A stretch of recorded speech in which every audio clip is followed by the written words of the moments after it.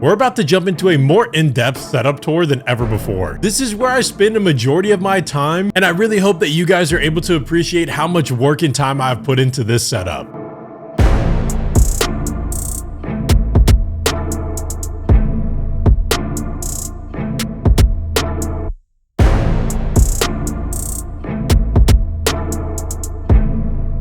So starting off on the boring side of the room, I tried to keep this side of the room very simple with only having this IKEA dresser, a Audio-Technica turntable, my Amazon.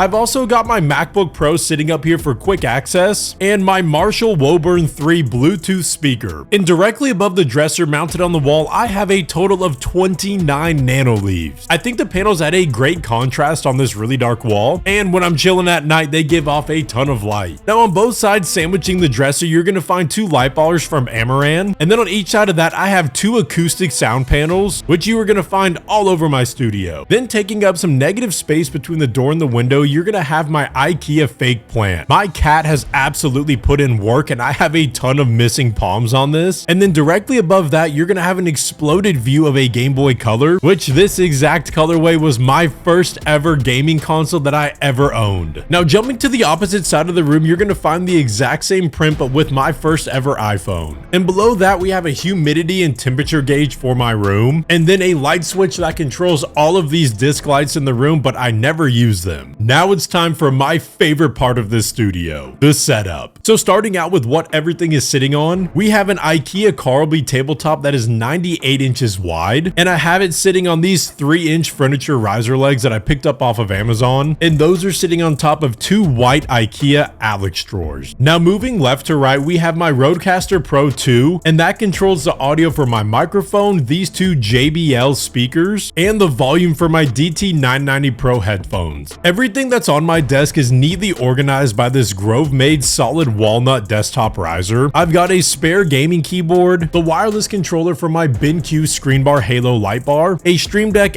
XL to control everything that I need shortcut-wise on my computer, and a wireless charging pad that I can quickly drop down my devices and charge them. I just wanted to pop in to say thank you guys for all the support recently, and if you aren't currently subscribed, please consider subscribing if you like this type of content. Now let's get back to the video. Now let's move over to the heartbeat of my setup. This is a custom PC that I just recently built. It is fully water cooled with an i9 13900K, 128 gigabytes of Dominator titanium RAM, an RTX 4090 with 2 360mm radiators, and an EKWB Lee & Lee distro plate that keeps this gaming PC running super chilly. On top of my desk for peripherals, we are using a High-Star mousepad with a SteelSeries Aerox 3 wireless Ghost Edition. I absolutely love the see-through design of this mouse. It's so sick. And for my keyboard, I'm using a custom-built QK60 with Gecko silent switches. And honestly, the silent switches sound so good. I know that sounds weird saying that silent switches actually sound good, but just take a listen to the small amount of sound that you can actually hear.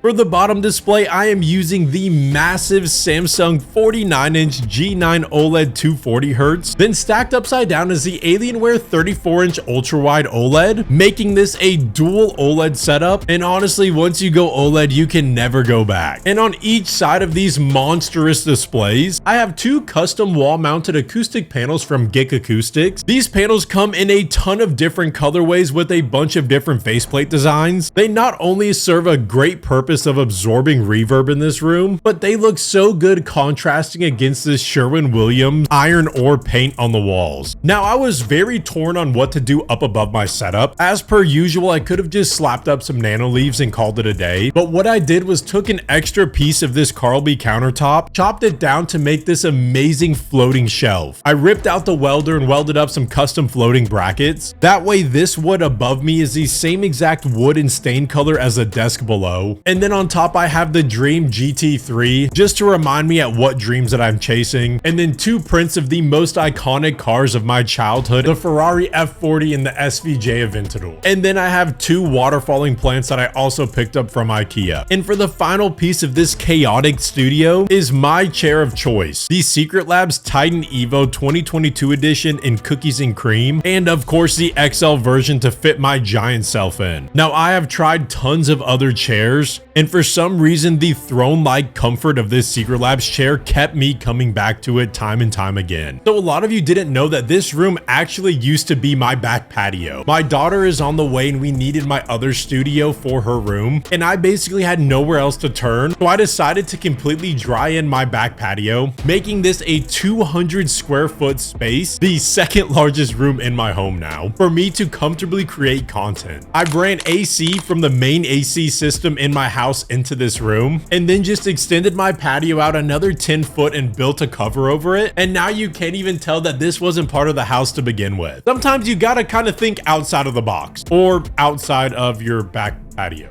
But that's gonna wrap up our brand new studio tour. If there is anything that I missed that you're interested in, please feel free to just drop a comment down and I will try to answer every one that I can. Thank you guys for watching, and I look forward to seeing you on the next video.